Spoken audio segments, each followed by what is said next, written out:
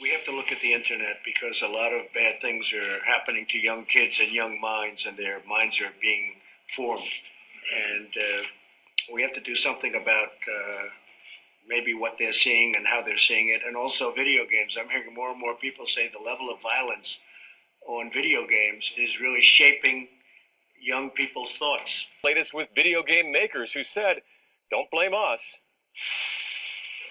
There's always a lot of media talking about violence in video games. And certainly there are violent video games, but that's not how you describe the medium of gaming.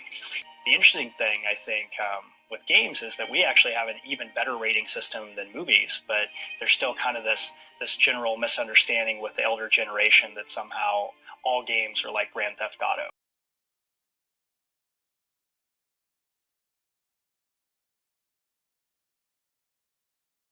Controversial video game sparking international outrage for allowing players to assume the role of a school shooter has been pulled from release. Active Shooter was set to debut on June 6, but outcry from survivors of mass shootings, as well as an online petition, has led Valve Corp to pull the game from its online gaming platform Steam. The game's publisher Acid and its developer Revive Games has also been removed from the platform, according to Deadline, citing a history of customer abuse, publishing copyrighted material, and user review manipulation.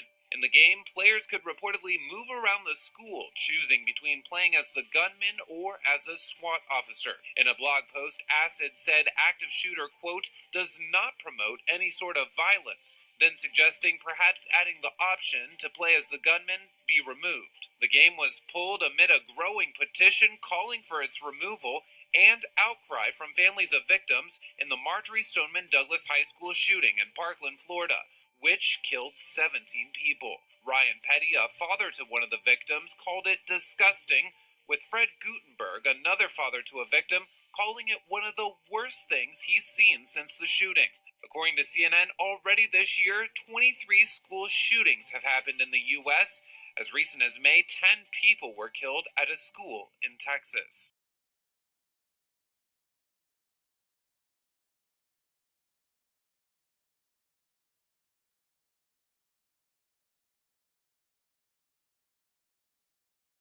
In the 90s, we got these new tools. We started to get processors, specialized processors that could do the floating point calculations of calculating what the light does in a world. The new processors allowed programmers enough computing power to create a true three-dimensional space. And no genre took advantage of the new technology in a more explosive way than the first-person shooter. First-person shooter game is any game where you are the character. You're looking out of the eyes of the character. The shift from a third-person perspective to a first-person perspective, to have the horsepower to drive you, from a purely personal viewpoint, that was something I'd never experienced before. All of a sudden, you're inside the game when people are shooting at you. They're shooting at you. So it really changes the way that you approach the game. They were frightening. The birth of the modern first-person shooter game occurs with Castle Wolfenstein 3D. Is there anything more fun than blowing away Nazis with a Gatling gun? Maybe. It's pretty fun. The minds behind the fastest, bloodiest bullet fest of the day were John Romero and John Carmack, two programmers who worked together at a company called Softdisk in Louisiana. These guys all happened to be working there, and they met and they realized they were gamers.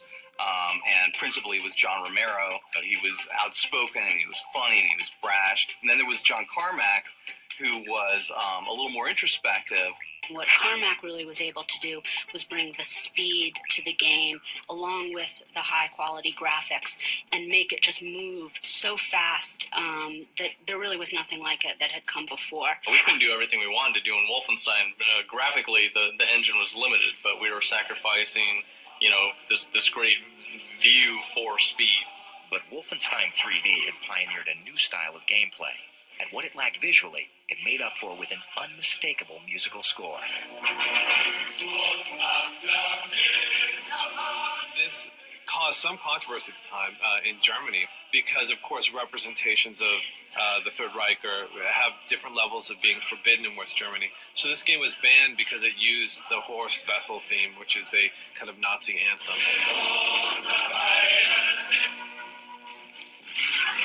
We got listed on the evil list in Germany. They're not allowed to show the Nazi symbol, the Iron Eagle, like all that stuff in their country. They can't have that, and they don't want to show violence.